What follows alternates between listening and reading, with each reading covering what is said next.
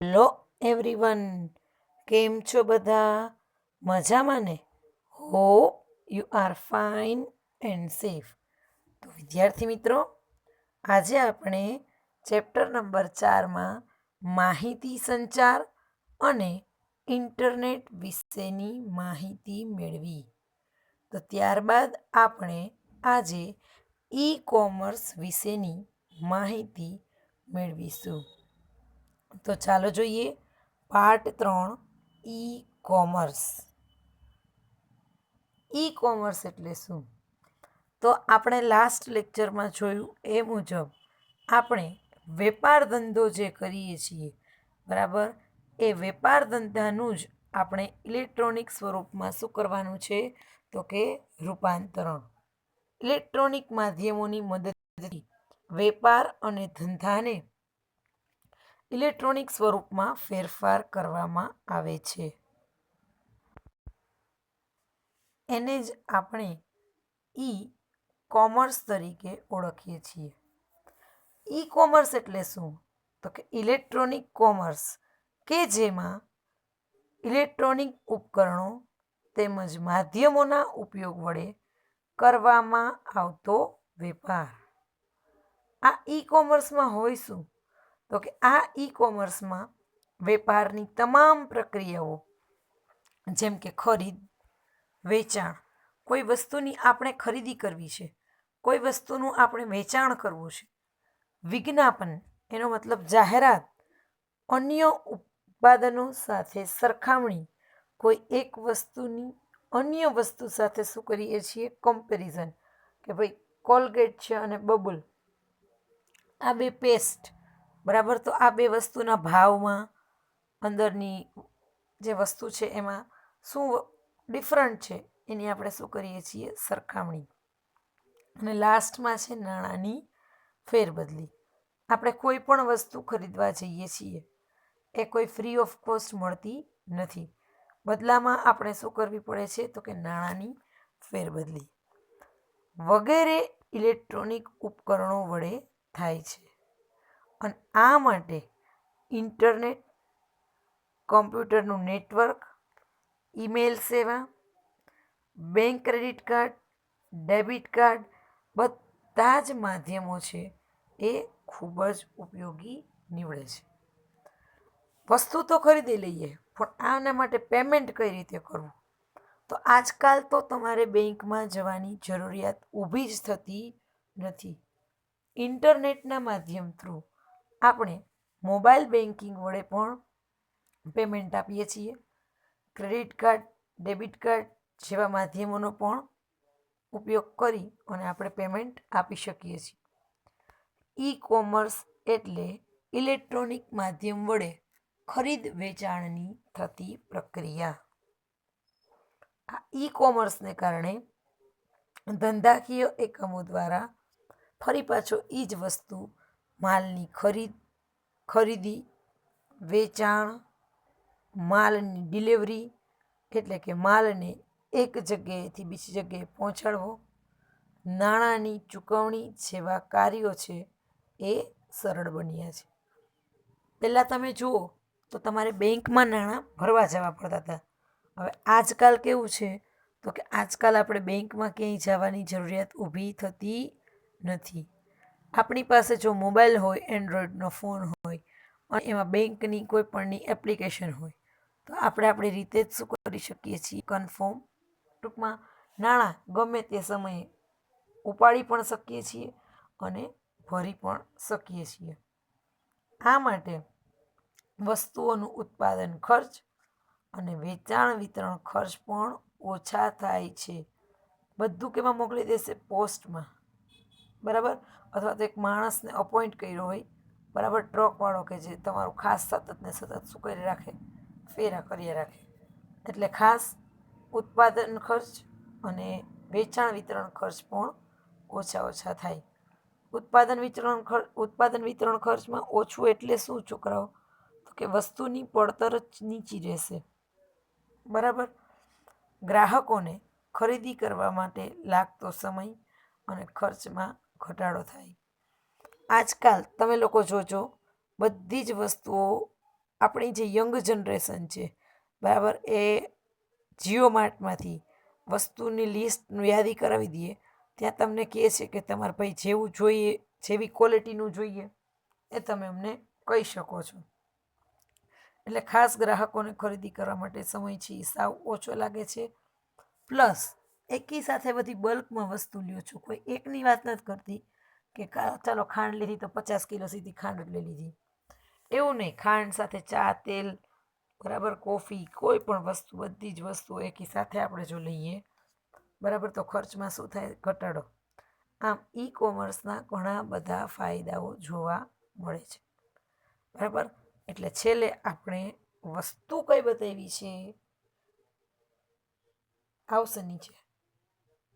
ઈ કોમર્સને કારણે પરંપરાગત વ્યવસાયની પદ્ધતિઓની તુલનામાં સમગ્ર ખરીદની વેચાણની પ્રક્રિયા છે એ સરળ અને ઝડપી બની છે.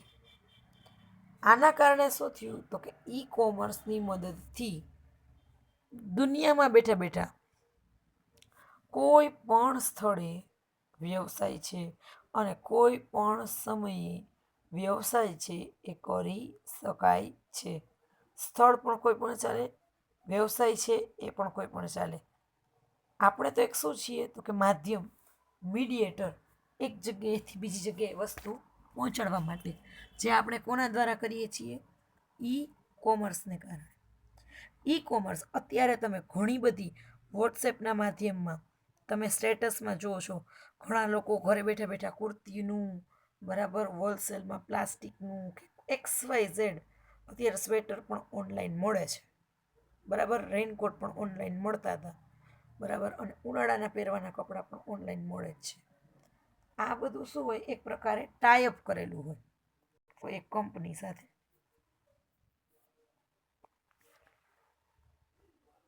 ઇન્ટરનેટને કારણે બજાર પ્રક્રિયા, એની વહેંચણી, એનું ફોન, ટપાલ, છાપકામ જેવી અનેક પ્રવૃત્તિઓના ખર્ચમાં ઘટાડો થયો છે.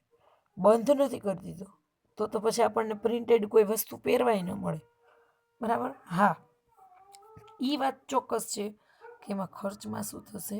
ઘટાડો થશે. ઈ કોમર્સને કારણે માલની ખરીદી કે વેચાણ માટે વેપારીએ લાંબુ અંતર છે એ કાપવું પડતું નથી. પહેલાં તો કે આપણી શોપ કઈ જગ્યાએ હોય, આપણે માલ લેવા ક્યાં જતા હોય, હવે તો આ બધી વસ્તુ જ જતી રહી છે તમને દુકાને દુકાને આવીને, બરાબર. ગામડાઓમાં તો હજી પણ ખાસ આવું બધું જોવા મળે છે. દુકાને દુકાને આવી અને માલ છે એ આપી જતા હોય છે. ઈ કોમર્સને કારણે માલની ખરીદી કે વેચાણ માટે વેપારીઓને લાંબુ અંતર કાપવું પડતું નથી. પરિણામે તો કે પરિવહનના માધ્યમમાં સમય અને ખર્ચ, આ બંનેમાં પણ શું જોવા મળે છે? તો કે ઘટાડો જોવા મળે છે.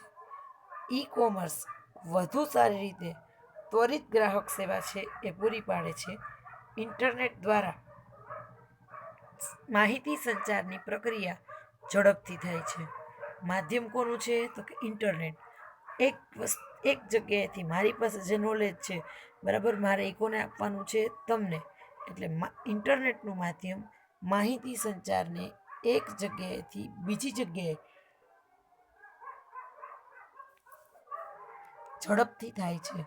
ગ્રાહક સાથે જો તમે સરળતાથી સંવાદ થતો હોવાથી ઉત્પાદનની કિંમત, સંવાદ એટલે વાતચીત, બરાબર, તો એના કારણે શું થાય? તો કે ઉત્પાદનની કિંમત કેટલી છે, માલની ગુણવત્તા શું રહેશે, તથા કઈ વેપારીને પણ કંઈ પ્રશ્નો છે એ ઉદ્ભવતા હોય તો એના જવાબ પણ આપણે સરળતાથી મેળવી શકાય છે. હવે વિષય વસ્તુ સંબંધી કે મુશ્કેલીઓ નિવારણનું પણ ઝડપથી છે એ શક્ય બન્યું છે. વસ્તુ સંબંધી સેવા કે મુશ્કેલીઓ નિવારવા, કોઈ પણ વસ્તુ છે, બરાબર, એમાં આપણે મુશ્કેલી કઈ રીતે નિવારી શકીએ? તો કે બહુ જો મોટી ઓલી હોય, બરાબર, કે જેનો કથોરો ટાઈમ છે, તો એ લોકોને સરકાર હોય તો સરકાર તરફથી એક મકાન ને બધી વસ્તુ આપે. પછી જ્યાં પોલીસ સ્ટેશન છે ત્યાં 24/7 એક ભાઈ એવો છે કે જે આખો દિવસ અને રાત બરાબર માત્ર ને માત્ર નાણાં કમાવાની પાછળ શું કરતો હોય છે, દોડતો હોય છે. તો આ બધી વસ્તુઓ મુશ્કેલ તો છે જ, પણ એ નિવારવા માટે પણ ઝડપથી બધું ઇન્ટરનેટ છે એને શક્ય બનાવ્યું છે. અહીંયા તમારે ઇન્ટરનેટના કાર્યક્ષેત્ર વિશેની માહિતી મેળવવાની છે. આમ જુઓ તો કાર્યક્ષેત્ર છે એ ખૂબ જ અગત્યનું છે. ઈ કોમર્સમાં એના શોર્ટ ફોર્મ પૂછાશે કે સમાવતી પક્ષ અને તેમાં મૂકી આપવામાં આવતા પ્રવૃત્તિઓ તથા સેવાઓના આધારે ઈ કોમર્સ સેવાઓનું કાર્યક્ષેત્ર છે જે નીચે મુજબ છે. એમાં આ ફૂલ ફોર્મમાં પણ પૂછાશે B2B, C2C, B2B અને C2B. ખાસ બીનું બી સાથે જોડાણ, ટુ એટલે TO2 કરી નાખવાનું. પછી બીજો મુદ્દો તો કે બીનું બી સાથે જ.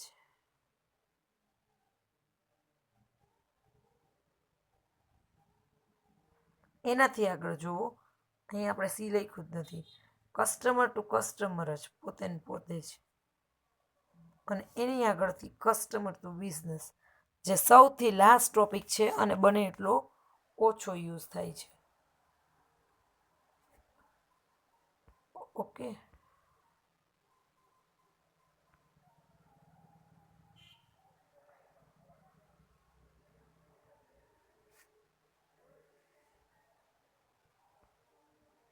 હવે એમાં મુદ્દો જોઈએ પેલો, ધંધાથી ગ્રાહક, બિઝનેસ ટુ કસ્ટમર. હવે આ વસ્તુ તો તમે બરોબર ફીલ કરી હશે. શું કામ આ વસ્તુ બરોબર ફીલ કરી છે ખબર છોકરો? કોઈ વેપારી પાસેથી કારની વસ્તુ લેવા જાઓ, બરાબર, આમાં એક છેડે વેપારી હોય અને બીજો છેડો હંમેશા કોણ હોય તો કે ગ્રાહક. ઇન્ટરનેટના માધ્યમ દ્વારા વેબસાઇટના ઉપયોગથી જે વેપારી ગ્રાહકોને તેમના ઉત્પાદનો કે સેવાઓનું વેચાણ કરે, ચાલો ભાઈ ઓનલાઈન છે મેં લીધું, અને તેઓના આ પ્રકારમાં સમાવેશ થાય છે. ગ્રાહક છે એ કોઈ પણ સ્થળેથી કોઈ પણ સમયે, સ્થળ પણ કોઈ પણ હોય, સમય પણ કોઈ પણ હોય, બરાબર, સમય અને સ્થળ કોઈ પણ હોય, બરાબર છે. તો એમાં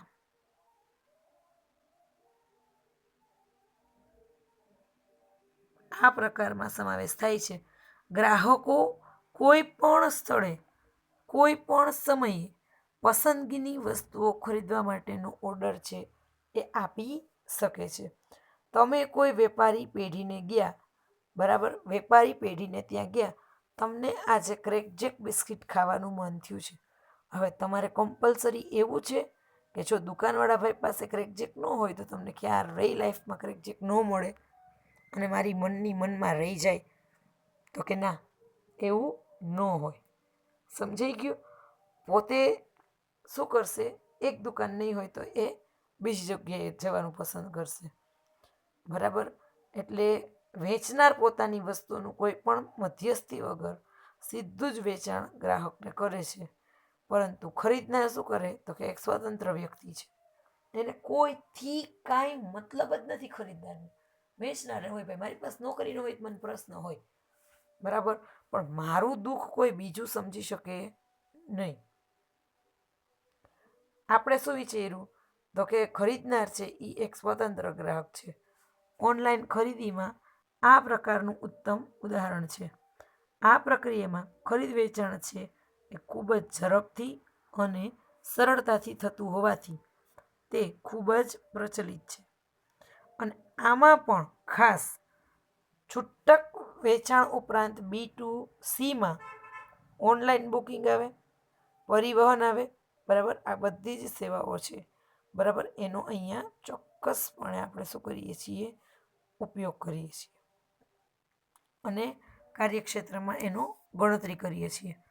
નેક્સ્ટ તમે જુઓ, ધંધાથી ધંધો. Business to business. આ પ્રકારના સામેલ બંને પક્ષ કરો, ધંધાદારી એકમો હોય કે વ્યવસાયી હોય. આજનો યુગ જ એવો છે કે ભાઈ સ્પર્ધાત્મક યુગના ધંધાની જવાબદારીઓમાં એકબીજા ઉપર અવલંબિત રહેવું પડે કે ચાલો ભાઈ ઈ કરશે તો હું નહીં કરું, હું કરશે તો ઈ નહીં કરે, બરાબર. પણ આમાં તો કે જેણે કર્યું છે એને જ હંમેશા ફાયદો મળતો હોય છે. B2B વ્યાપારના આ અવલંબનને વધુ સરળ અને અસરકારક બનાવે છે. પોતે શું કરે તો કે પોતે પુરવઠાકાર, વિતરક અને અન્ય મધ્યસ્થીઓ સાથે ઈ સંબંધની રચના કરે છે. એનો મતલબ કે હવે આગળ કોઈ પણ વસ્તુ થશે, બરાબર, તો એમાં આપણે ઇલેક્ટ્રોનિક ફોર્મનો ઉપયોગ કરીશું. સામેલ થયેલ વ્યવસાયીઓ વચ્ચે વધુ પારદર્શકતાને કારણે વધુ કાર્યક્ષમતા પ્રાપ્ત કરી શકાય છે. B2Bમાં શું હોય? એક ઉત્પાદક છે એ સીધો જથ્થાબંધ વેપારીને માલ વેચે. આમ જુઓ તો માલ એ પણ બલ્કમાં હોતો હોય છે. B2Bની મદદથી વેપારીઓ સામાન્ય વ્યવસાયિક પ્રવૃત્તિ જેવી કે પુરવઠાનું વ્યવસ્થાપન, માલમાં જથ્થાની યાદીનું વ્યવસ્થાપન અને ચૂકવણી આ વગેરેની કાર્યક્ષમતામાં શું કરવું પડે? તમારે વધારો. માલ આવ્યો છે તો રાખશો ક્યાં? એટલે આ બધી વસ્તુ છે એને આપણે અહીંયા ખાસ ધ્યાન રાખવાનું છે.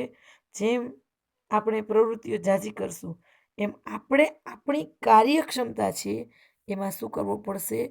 તો કે વધારો કરવો પડશે. નેક્સ્ટ તમે જુઓ, ગ્રાહકથી ગ્રાહક, કસ્ટમર ટુ કસ્ટમર. આ પ્રકારની વ્યવસ્થામાં ગ્રાહકથી ગ્રાહકના વ્યાપારની પ્રવૃત્તિઓ જોડાયેલી છે. તમને એમ થશે કે અહીંયા ગ્રાહકથી ગ્રાહક લખ્યું છે. તમે કોઈ નાની અમથી દુકાનના માલિક છો અને તમારે ધૂળ વેચવા જવાની છે, કારણ કે એના માટે એક નિયમ છે કે જો દુકાન લઈને બેઠા હોય ને તો ધૂળ પણ વેચાઈ જાય. એટલે આ રીતે તો કે આ પ્રકારની વ્યવસ્થામાં ગ્રાહકથી ગ્રાહકના વેપારની પ્રવૃત્તિઓ છે એ જોડાય છે. વેબસાઇટ ઉપર ઇન્ટરનેટનો ઉપયોગ કરતા વેચાણ કે ખરીદનાર, ખાલી વેચાણ કે ખરીદનાર બંને એ આપણા ગ્રાહક જ છે. કારણ કે અહીંયા કોણ છે? Customer to customer. મારી પાસે કોઈ વસ્તુ છે જે બલ્કમાં છે તો એ હું અન્ય કોઈને આપી દઉં. કોઈ મધ્યસ્થી અહીંયા હોતું નથી. ગ્રાહકોને ખરીદ વેચાણની ઓનલાઈન સુવિધા છે એ આપણે એને પ્રાપ્ત કરશું. અહીંયા તમને હરાજીની સાઇટ ઉપર તમને એક ઓપ્શન પણ આપેલું હોય છે, બરાબર. જે ગ્રાહકે કોઈ પણ વસ્તુ વેચી હોય તે વસ્તુ હરાજીની સાઇટ ઉપર યાદી સ્વરૂપે મૂકી આવે છે.